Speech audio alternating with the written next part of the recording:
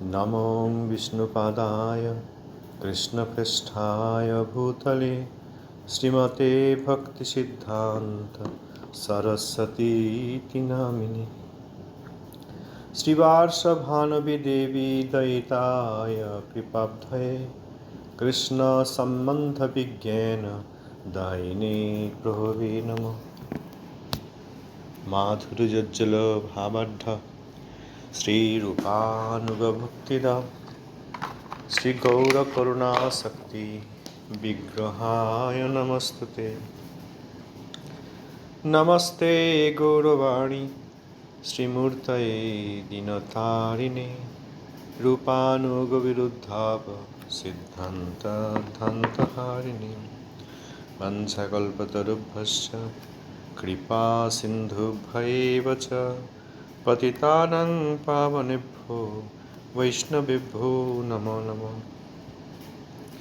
पतित पावन शिष्ल गुरु महाराज जी की जय। शिष्ल प्रभुपादेर पार्षद बिंद की जय। प्रभुपाद पृष्ठ श्रीमद् भक्ति विलास तीर्थ श्री महाराज जी की जय।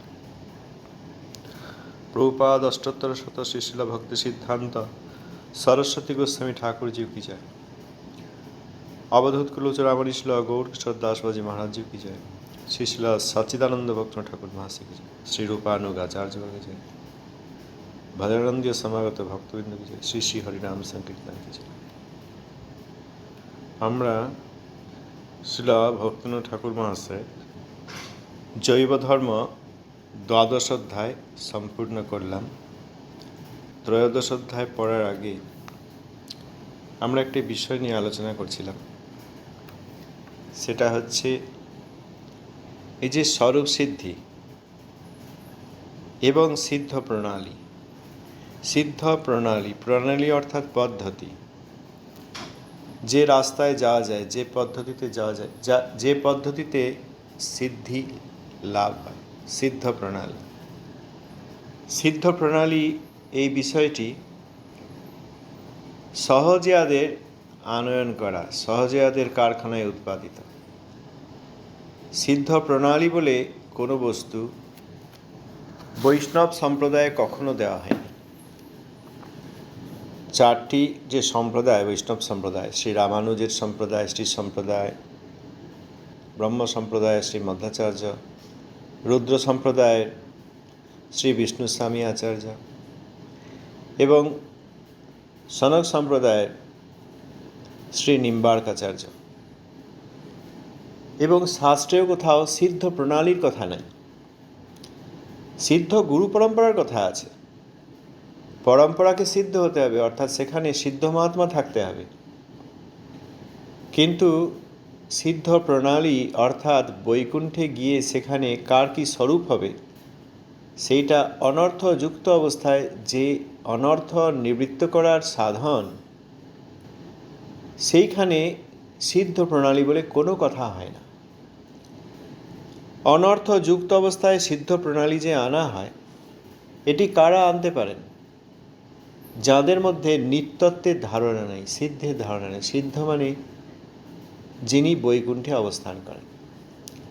সিদ্ধ দুই প্রকার, একটা নিত্যসিদ্ধ, একটা স্বরূপ সিদ্ধ। নিত্যসিদ্ধ ভগবানের পার্ষদগণ, তাঁরা কখনো জড়জগতে, সেই সমস্ত নিত্যসিদ্ধ জীবাত্মা কখনো জড়জগতে আবদ্ধ হননি। তাঁরা নিত্যসিদ্ধ, সর্বদাই ভগবানের পার্ষদ, ভগবানের সঙ্গে থাকেন। ভগবান যেখানে তাঁর ধাম নিয়ে যান, পার্ষদকে নিয়ে যান, সেখানে তারাও যান, আর নিত্যধামে সর্বদা থাকেন। তো এটা হচ্ছে সাধন সিদ্ধ।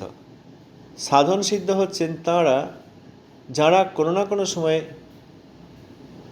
বদ্ধ জীব হিসেবে কোনো না কোনো ব্রহ্মাণ্ডে ছিলেন, অনন্ত কোটি ব্রহ্মাণ্ডের কোনো ব্রহ্মাণ্ডে ছিলেন বদ্ধ হিসাবে।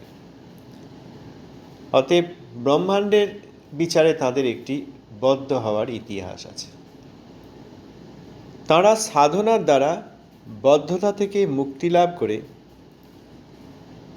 সিদ্ধ হয়েছেন, অর্থাৎ বৈকুণ্ঠে উপনীত হয়েছেন। সাধন সিদ্ধ এবং নিত্যসিদ্ধ যখন তারা বৈকুণ্ঠে, তখন তাদের মধ্যে আর কোনো ভেদ নেই, কারণ দুইজনেই ভগবৎ পার্ষদ। কোন জীবাত্মা নিত্যকাল ভগবানের সঙ্গে আছেন এবং কখনও বদ্ধ হননি, আর কোন জীবাত্মা কোনো সময় বদ্ধ ছিলেন, সাধনার দ্বারা স্থূল এবং সূক্ষ্ম শরীরকে পরিত্যাগ করে অনর্থাদি থেকে মুক্ত হয়ে ভগবানের সঙ্গে সম্বন্ধ বিশিষ্ট হয়েছেন এবং ভগবানের অবিদ্যাত্মক সেবার দ্বারা তিনি প্রয়োজনরূপ প্রেম সিদ্ধ করেছেন, অর্থাৎ প্রাপ্ত হয়েছেন, সফল হয়েছেন, তখন তিনি বৈকুণ্ঠে এসেছেন এবং তখন তিনি পার্ষদ, নিত্যসিদ্ধ পার্ষদ। আর যারা সাধনা করে সিদ্ধ হয়েছেন, সাধন সিদ্ধ পার্ষদ, সিদ্ধির পর তাদের আর কোনো পার্থক্য নেই, তখন তারা সর্বদাই ভগবৎ সেবা করেন। অতএব এই যে সিদ্ধির বিষয়টি, এইটি অনর্থযুক্ত অবস্থায় দেওয়ার রেওয়াজ কখনো ছিল না। ভগবান গৌরসুন্দর কাউকে সিদ্ধ প্রণালী দেননি। ভগবান গৌরসুন্দরের পার্ষদ শ্রীমান নিত্যানন্দ প্রভু, শ্রী অদ্বৈত আচার্য, শ্রী গদাধর পণ্ডিত বা শ্রীবাস পণ্ডিত, তাঁরা কখনো তাঁদের অনুগতগণকে সিদ্ধ প্রণালী দেননি। তাঁরা ভগবৎ পার্ষদ, তাঁদের সঙ্গে হয় নিত্য পার্ষদ ছিলেন, আর নয় এখানে এসে, এই জগতে এসে তাঁরা অনেক জীবকে কৃপা করে উদ্ধার করেছেন। কাউকে সিদ্ধ প্রণালী দেননি। সাক্ষাতে যারা তাঁদের দর্শন স্পর্শ পেয়েছেন, তাঁরা তাঁদের দর্শনেই সিদ্ধি লাভ করেছেন।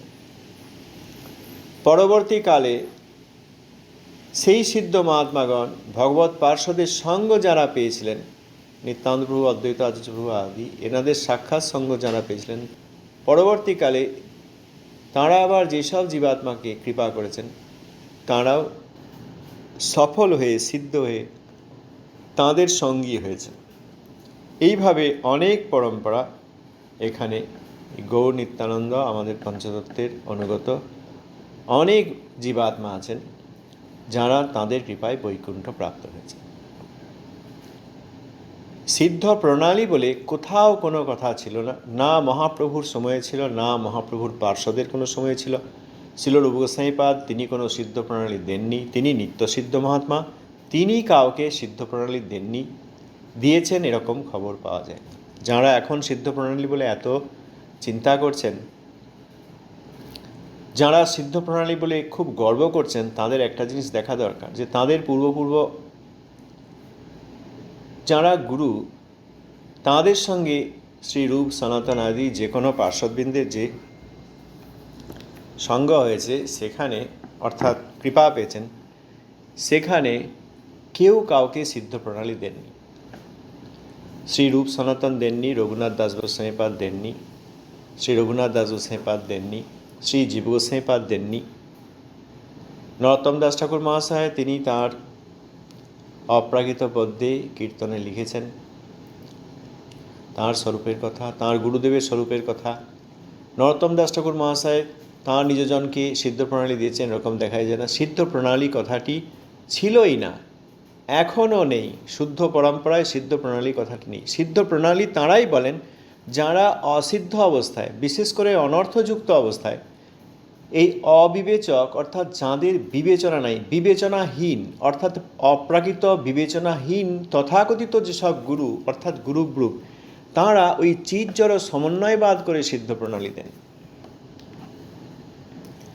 অর্থাৎ অনর্থগ্রস্ত অবস্থায় জীবাত্মা যখন মন বুদ্ধি অহংকারের আবরণীতে বেষ্টিত, যে মন বুদ্ধি অহংকার থেকে আমার চিন্তাকে আমি বার করে আনতে পারবো না জড়বদ্ধ জীব হিসাবে, তাঁরা যদি অবিবেচক গুরুব্রুবের কাছে যান, তখন অনর্থ নিবৃত্তির প্রচেষ্টা না করেই তাঁরা একটা সিদ্ধ প্রণালী বলে কথা দিয়ে দেন। এই সিদ্ধ প্রণালী কথাটি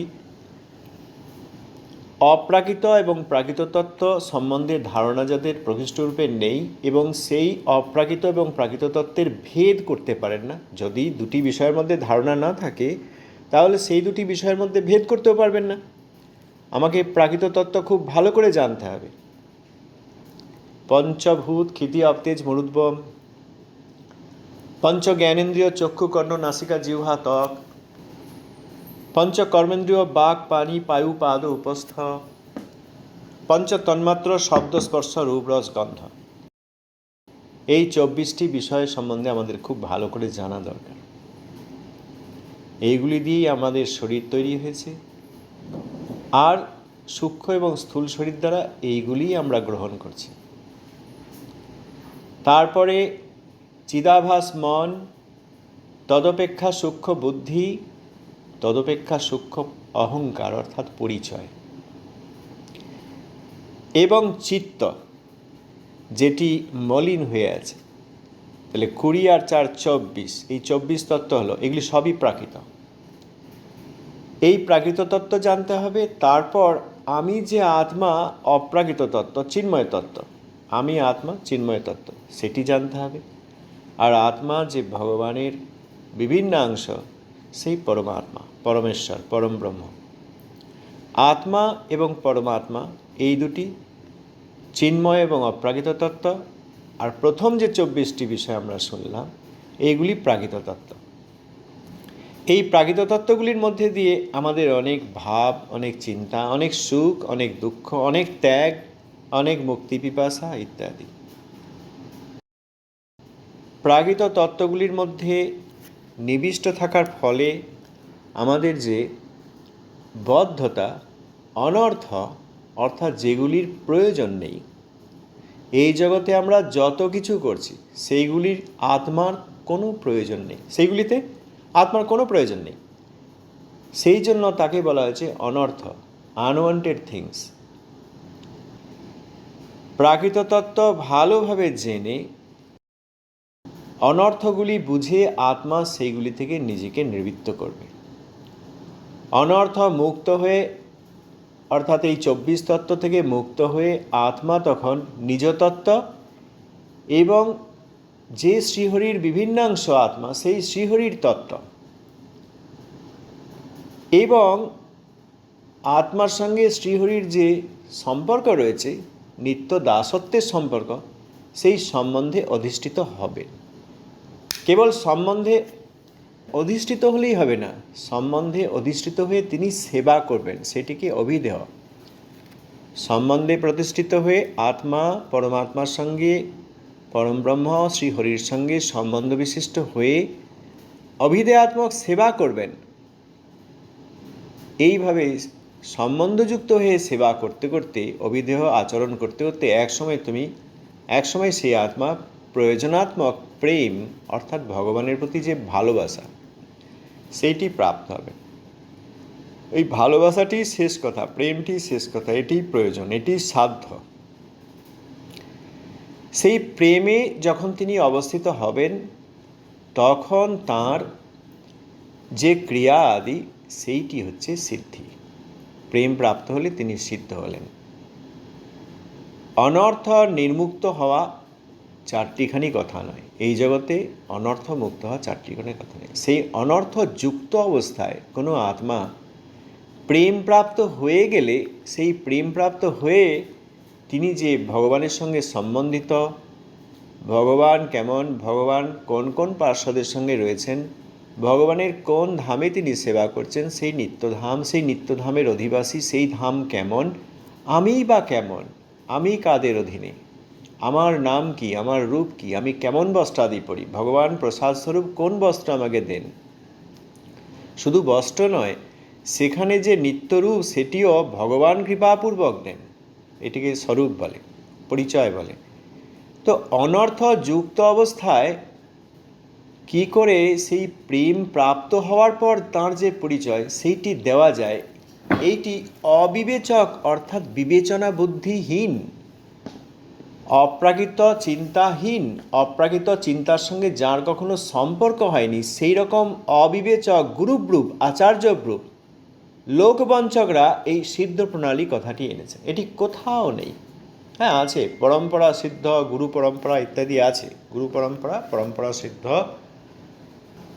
কিন্তু সেখানে সিদ্ধ প্রণালী, সিদ্ধের পথ নাই। এটা সিদ্ধের পথ নয়। অনর্থযুক্ত অবস্থায় আমি নিত্যধামে, আমার কি নাম কি রূপ, ভগবান কীরকম শরীর আমাকে দান করেছেন, নিত্য শরীর দান করেছেন, সেখানে আমাকে কি নামে ডাকেন, কৃপাপূর্বক কোন বস্ত্র কোন গহনা দেন, আমি কি সেবা করি, কার অধীনে সেবা করি, এই সব বিচার করার ক্ষমতা এই অনর্থরূপ জলধিতে ডুবে থাকার সময় আমাদের নেই। আমাদেরকে প্রথমে এই বদ্ধতা থেকে, এই অনর্থ থেকে মুক্তি পেতে হবে। মুক্তি পাওয়ার পর সম্বন্ধ বিশিষ্ট হয়ে ভজন করতে করতে একসময় সেই বস্তুটি পেতে হবে। ভগবানের নামে ভগবান সমস্ত শক্তি অর্পণ করেছেন। ভগবানের নাম ভগবানের থেকে অভিন্ন। এই তত্ত্বটি বুঝে সেই জীবাত্মা সাধক অনর্থ মুক্ত হয়ে শ্রী হরির নামকে আকর্ষণ করবেন শ্রী হরিনাম গ্রহণের দ্বারা। তখন তিনি প্রাকৃতত্ব থেকে মুক্ত হয়ে নির্বাণ বুদ্ধি অর্থাৎ মুক্তি পিপাসা থেকে মুক্ত হয়ে শ্রী হরির ধামে শ্রী হরির সেবা করবেন। এইটাকে বলা হয়, এই জগতে থাকাকালীন যিনি করতে পারেন তিনি স্বরূপ সিদ্ধ, অর্থাৎ তিনি তার পরিচয় জানতে পেরেছেন। স্বরূপ সিদ্ধি পাওয়ার আগে অনেক সাধনা করতে হয়। এই প্রাকৃত 24 তত্ত্বের একটির সঙ্গে আরেকটির দেওয়া নেওয়া, যেমন ক্ষিতে অবতেজ মরুদ্গম দিয়ে আমাদের চোখ তৈরি হয়েছে, আমাদের জীব তৈরি হয়েছে। সেই চোখ একটি জ্ঞানেন্দ্রিয়, সেই জ্ঞানেন্দ্রিয় দিয়ে আমি অনেক কিছু দেখছি। আমি রূপ দেখছি, আমি রং দেখছি, আমি খাদ্য দেখছি, আমি আমার পরিচিত ব্যক্তি দেখছি, আমি গাছপালা দেখছি, আমি দৃশ্য দেখছি, অর্থাৎ ওই দেখছি দর্শন। আবার জিহ্বা দিয়ে স্বাদ নিচ্ছি, মিষ্ট কটু ইত্যাদি। অতএব এই যে 24 তত্ত্ব, ওইটি লিস্ট করে কাগজে টাঙিয়ে দিলেও হবে না। এই 24 তত্ত্বের মধ্যে যে পারস্পরিক সম্পর্কের মধ্যে দিয়ে আমি আষ্টে পৃষ্ঠে বাঁধা আছি, সেইখান থেকে উঠে আসা খুব কঠিন, বদ্ধ জীবের পক্ষে খুব কঠিন। কারণ বদ্ধ জীব মহামায়ার শক্তির দ্বারা এখানে বদ্ধ। তটস্থা শক্তি যদিও বহিরঙ্গা শক্তির থেকে আরও উচ্চে অবস্থিত, তবুও তটস্থ শক্তির দ্বারা প্রস্তুত তৈরি যে তটস্থ ক্ষুদ্র ক্ষুদ্র জীব, তাঁরা মহামায়ার থেকে অনেকাংশে ক্ষুদ্র। মহামায়া বৃহৎ, সেই মহামায়া কিছুতেই তাঁর আগল খুলে দেবেন না যতক্ষণ আমরা এই 24 প্রাকৃত তত্ত্ব এবং এইগুলির সঙ্গে যে দেওয়া নেওয়ার বিভিন্ন সম্পর্ক আমরা এখানে গড়ে তুলেছি এবং নিত্য ভাবনা, নিত্য তত্ত্বের ভাবনা আমাদের মধ্যে না আসছে। অতএব অনর্থযুক্ত অবস্থায় সিদ্ধ প্রণালী, অর্থাৎ ওই প্রেম সিদ্ধি হয়ে গেলে আমার কি হবে, এই কথা বলা, শোনা, চিন্তা করা, ভাবনা করা আমাদের পক্ষে সম্ভব নয়। আমরা এখানে কৃষ্ণ বলি বা কৃষ্ণের মহিষীগণ বলি, নারায়ণ বলি, লক্ষ্মী বলি, আমাদের মধ্যে ওই স্থূল সূক্ষ্মভাবে একটি পুরুষ একটি স্ত্রী এইসব ধারণা রয়ে যাচ্ছে। এবং আমরা এখন যে শরীরে যে অভিমানে আছি, শরীর এবং মন দুটি মিলে আমাদের যে অভিমান তৈরি হয়েছে, কেউ ভাবছেন আমি পুরুষ, কেউ ভাবছেন আমি স্ত্রী, তাঁরা ওই প্রাকৃত স্ত্রী পুরুষের ভাবনা লক্ষ্মীনারায়ণের মধ্যেও আরোপ করবেন, কারণ তাঁদের অপ্রাকৃত ধারণাই নেই। অতএব লক্ষ্মীনারায়ণের কথা বলে দিলেই আমরা যে সেখানকার যে অধঃসযত্ব, ইন্দ্রিয় এবং ইন্দ্রিয়জ জ্ঞানের অতীত যে ধারণা, সেটি পেতে পারি না। অতএব অনর্থযুক্ত অবস্থায় প্রাকৃত বদ্ধ ভূমিকায় অপ্রাকৃতের ধারণা, এইটিকে চিৎজড় সমন্বয়বাদ বা সহজিয়াবাদ বলে। অতএব সিদ্ধ প্রণালী একটি সহজিয়াবাদ। কেউ বর্তমানে যারা এই সিদ্ধ প্রণালী নিয়ে এত কথাবার্তা বলছেন, তাঁরা যদি যেখান থেকে তাদের অবিবেচক গুরুদের ধারণা শুরু হয়নি, অর্থাৎ যদি সেই পরম্পরায় কোথাও না কোথাও পূর্বে বিবেচক গুরু অর্থাৎ প্রকৃত গুরু থাকেন,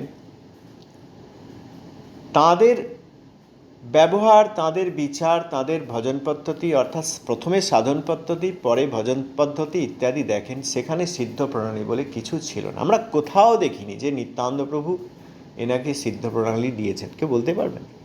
রূপ গোস্বামীপাদ এনাকে সিদ্ধ প্রণালী দিয়েছেন, এটি সম্ভব নয়, এটি কেউ দেখাতে পারবেন না। রামানন্দ রায় তিনি এনাকে সিদ্ধ প্রণালী দিয়েছেন, স্বরূপ দামোদর এনাকে সিদ্ধ প্রণালী দিয়েছেন। তার সিদ্ধ প্রণালী এলো কোত্থেকে? পরবর্তীকালে অবিবেচক গুরুর কাছ থেকে এলো। তাহলে আমরা পাবো কি করে? শাস্ত্রের প্রমাণ দিন। শাস্ত্রের প্রমাণ আছে, কিন্তু শাস্ত্রের প্রমাণ দিলেই আমরা বুঝতে পারবো না। যতক্ষণ প্রাকৃত তত্ত্বের ধারণা হয়ে প্রাকৃত তত্ত্ব থেকে উঠে এসে অপ্রাকৃত তত্ত্ব পাবো এবং অপ্রাকৃতের সঙ্গে প্রাকৃতের পার্থক্য করতে পারবো, যতক্ষণ না পারবো ততক্ষণ শাস্ত্রের প্রমাণ দিলেও কেউ মানতে পারবেন না।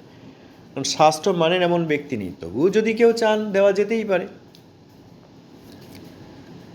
দিব্যাং জ্ঞানং যত দদ্যাৎ কুর্যাৎ পাপস্য সংশয়ম তস্মাৎ দীক্ষেতি সা প্রোক্তা দেশি কৈস্ত তত্ত্বকবিদৈ।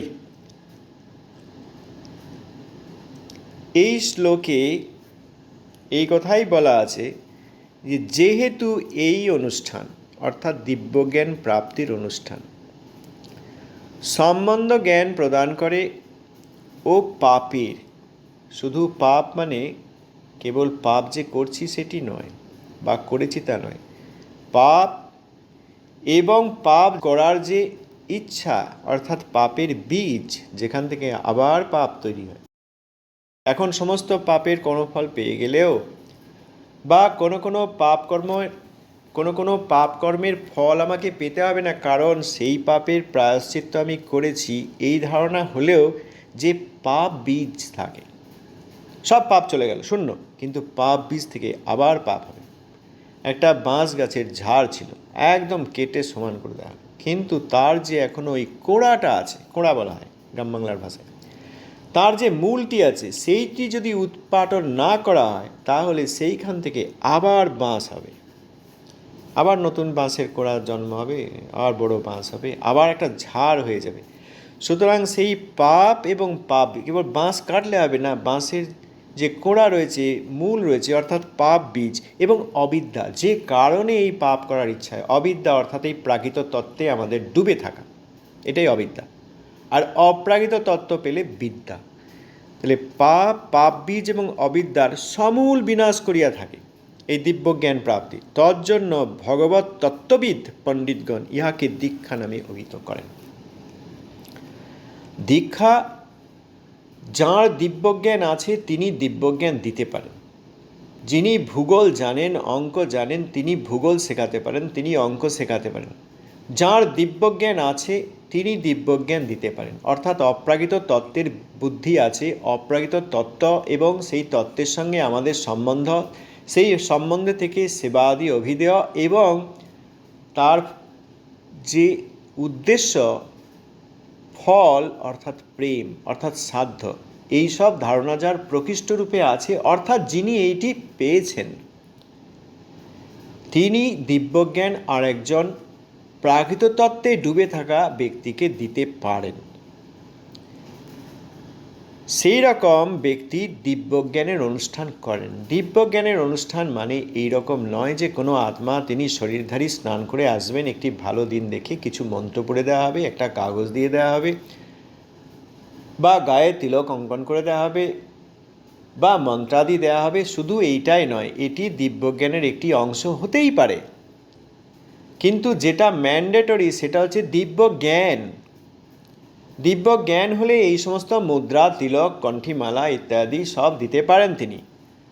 আবার দিব্যজ্ঞান দেওয়া শুরু করেছেন, এখনও তার অঙ্গে তিলক সেবা ওঠেনি, গলায় কণ্ঠীমালা নেই, হাতে জপমালা নেই, তার কোনো মন্ত্র নেই, এমনও হতে পারে, কারণ তখন দিব্যজ্ঞান আছে এই রকম একজন বিশিষ্ট আত্মা আর একজন বদ্ধজীবকে দিব্য জ্ঞান প্রদান অর্থাৎ সেই ধারণা প্রদান, অপ্রাকৃতত্বের ধারণা প্রদান করতে শুরু করেছেন। দেখো বাবা, তুমি আত্মা, তোমার বাইরে এরকম মন বুদ্ধি অহংকারের বেষ্টনী আছে, তুমি একটা করে ক্ষিতি অপ্তেজ মরুদ্গমের শরীর পাচ্ছ, বিভিন্ন প্রকার জনিতে তুমি জন্মগ্রহণ করছো, এইভাবে তোমার অনন্ত কোটি জীবন চলতে থেকেছে, এখন তুমি বর্তমানে এই শরীরে রয়েছো। আর এই দেখো বাবা, তুমি আত্মা, তোমার সঙ্গে কেবল ভগবানের সম্পর্ক, তোমার শরীরের সঙ্গে ভগবানের কোনো সম্পর্ক নেই, তোমার মন বুদ্ধি অহংকার বর্তমান পরিচয়ের সঙ্গে ভগবানের কোনো সম্পর্ক নেই, সেই জন্য তুমি ভগবান সম্বন্ধে কোনো কিছু জানো না। এই রকম ভগবান তিনি প্রাকৃত নন, তোমার মতো ক্ষিতি অপ্তেজ মরুদ্গম রক্ত ধমনী শিরা হাড় মাংস মল মূত্র দিয়ে যে তৈরি শরীর তোমার, এই রকম ভগবান নন, তিনি অপ্রাকৃত অধোক্ষজ। তিনি অধোক্ষজ কেবল চোখের দ্বারা দেখা যায় না তা নয়, কানের দ্বারা তাকে শোনা যায় না, হাত দিয়ে তুমি তাকে স্পর্শ করতে পারবে না, তুমি সেই ভগবানের প্ল্যাটফর্ম অর্থাৎ বৈকুণ্ঠে তুমি যেতেই পারবে না। ভগবান এই রকম, এইভাবে অনর্থমুক্ত হয়ে সাধনা করো, এই হচ্ছে অপ্রাকৃত জ্ঞান, এই হচ্ছে তোমার প্রাকৃত শরীর মন বুদ্ধি অহংকার ইত্যাদি, আর এই হচ্ছে ভগবত সম্বন্ধে, বৈকুণ্ঠ সম্বন্ধে, ভগবান নাম সম্বন্ধে অপ্রাকৃত জ্ঞান। এইসব কথা তুমি শুনতে থাকো, তুমি এতদিন বিভিন্ন বিষয়ে খেয়েছো, পড়েছো, দেখেছো, তোমার প্রাকৃত অনেক ধারণা এসেছে। এখন তুমি এইবার একটু অপ্রাকৃত ধারণা শেখো, প্রাকৃতের সঙ্গে অপ্রাকৃতের পার্থক্য বোঝো। এইভাবে বিবেচক গুরু, যার দিব্য জ্ঞান আছে, তিনি দিব্য জ্ঞান দিতে পারেন। এখানে কোনো রিচুয়ালের কথা নেই। স্নান করে এসো, 3বার স্নান করবে, 14-15 বার কাপড় ছাড়বে, তোমার এই যে প্রাকৃত শরীর তার উপর যে বস্ত্র পরছো সেগুলো এতবার করে ধোবে, স্নান করবে, এইরকম কোনো কথা নেই। তোমার প্রাকৃত দেহের ওপর এইসব জিনিস আমি লেপে দেবো বা তুমি লেপে নেবে সেটারও কথা নেই। এইসব মুদ্রা আঁকবে সেটাও কোনো ম্যান্ডেটরি নয়। প্রথম হচ্ছে দিব্য জ্ঞান। এই দিব্য জ্ঞান দিলে তারপর অন্যান্য রিচুয়াল তিনি দিতেই পারেন। অনেক সময় মন্ত্র দিতে পারেন, মন্ত্র নাও দিতে পারেন। মন্ত্র মনকে যে ত্রাণ করে, মন্ত্র শব্দের মধ্যেই সংজ্ঞা আছে। মনোধর্ম থেকে যে আত্মাকে তাড়ন করে সেইটি হচ্ছে মন্ত্র।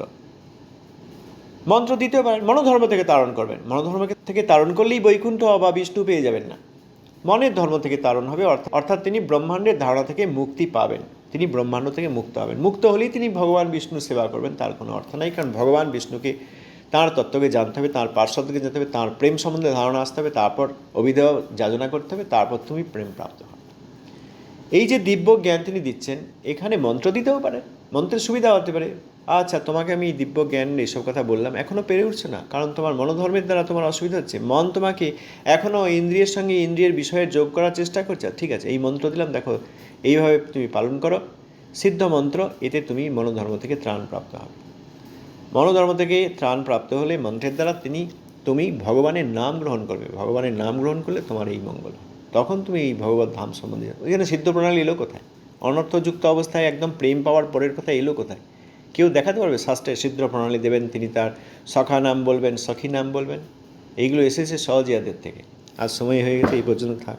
আমরা আর এইসব বিষয়ে আলোচনা করতে থাকবো। ধন্যবাদ, প্রণাম। যদি কারো কিছু বলার থাকে বলতে।